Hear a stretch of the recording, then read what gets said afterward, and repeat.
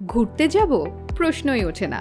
ইংরেজিতে একটা কথা আছে, চাকরি করলে পকেট ভরে আর ঘুরতে গেলে মন ভরে। তাই কোথাও বেড়াতে গেলে আমাদের সবারই ভালো লাগে। প্রযুক্তি ও যোগাযোগ ব্যবস্থার অসাধারণ উন্নতির কারণে এখন পর্যটন ব্যাপারটাও অনেক সহজতর হয়ে গিয়েছে। এক জীবনে কোথায় কোথায় ঘুরতে যাব এটা নিয়ে আমাদের সবারই বাকেট লিস্ট থাকে, আর এটা নির্ভর করে এক একজনের ব্যক্তিগত পছন্দ আর আর্থিক সামর্থ্যের উপর। পৃথিবীতে এমন কিছু ইন্টারেস্টিং কিন্তু গোপন বা নিয়ন্ত্রিত জায়গা আছে, টাকা আর সময় থাকা সত্ত্বেও এসব জায়গার আশেপাশেও যাওয়া যায় না। আজ আমরা কথা বলবো এমনই কিছু চিত্তাকর্ষক অথচ ভ্রমণের জন্য নিষিদ্ধ জায়গা নিয়ে।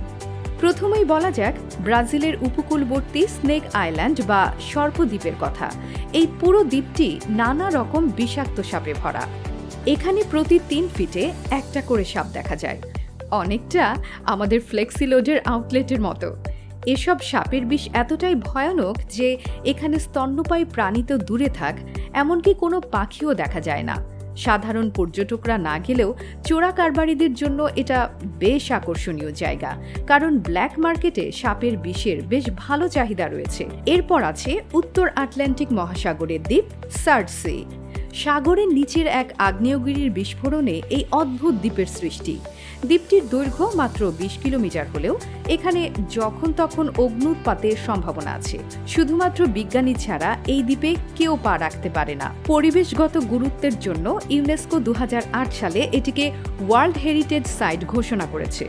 পৃথিবীর 1 নম্বর সার্চ ইঞ্জিন গুগলের টাকার অভাব নেই, তাই 2006 সালে যুক্তরাষ্ট্রের অরিগন রাজ্যে $600 মিলিয়ন খরচ করে তারা তাদের এক্সক্লুসিভ ডেটা সেন্টার বানিয়েছে। এখানকার নিরাপত্তা ব্যবস্থা হোয়াইট হাউসের চাইতে কোনো অংশে কম নয়, কারণ গুগল দুনিয়ার সব তথ্য ভান্ডার আমাদের কাছে উন্মুক্ত করে দিতে চাইলেও নিজের ডেটা সেন্টার সব সময় গোপন রাখতে চায়। কাটা তারের বেড়া আর ক্লোজ সার্কিট ক্যামেরা দিয়ে ঘেরা এই প্ল্যান্টে ঢুকতে এক গাদা অনুমতি লাগে।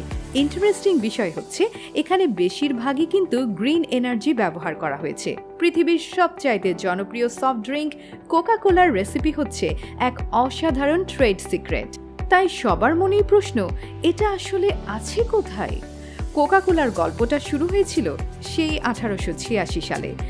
জন পেম্বারটন নামের এক আমেরিকান কেমিস্ট একটা নতুন নন অ্যালকোহলিক ড্রিঙ্ক বানাবার জন্য নানা রকম পরীক্ষা নিরীক্ষা করছিলেন। অবশেষে একটা বিষের সিরাপের সাথে কার্বোনেটেড পানি মেলাবার পরে সৃষ্টি হয় আজকের মনোমুগ্ধকর কোকা কোলা। 2011 সালে ফর্মুলা আবিষ্কারের 86 বছর পর এই রেসিপি একটা ভল্টে ভরে আটলান্টাতে স্থানান্তরিত করা হয়। 2 মিটার উঁচু এই স্টিলের ভল্টটি অবশ্য দেখার সুযোগ আছে, কিন্তু কারো বাপের সাধ্য নেই এটার ভেতরেই উকি দেয়। এখনকার রাশিয়া ইউক্রেন যুদ্ধ 80-র দশকের আমেরিকা সোভিয়েত রাশিয়ার বিখ্যাত স্নায়ু যুদ্ধের কাছে কিছুই না। তখনকার শীতল যুদ্ধ যদি সত্যি সত্যি আসল পারমাণবিক যুদ্ধে রূপ নিত, তাহলে রাশিয়ান উঁচু পদের সরকারি কর্মকর্তারা যাতে নিরাপদে চলাফেরা করতে পারে সেজন্য মস্কোর তলদেশে বানানো হয়েছিল একটা গোপন মেট্রো সিস্টেম।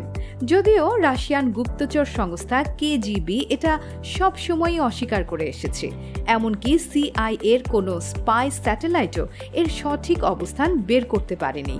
অবশ্য এখন আস্তে আস্তে এর অস্তিত্ব বের হয়ে আসছে, যদিও এই মেট্রো লাইন এখন সাধারণ মানুষের জন্য উন্মুক্ত নয়।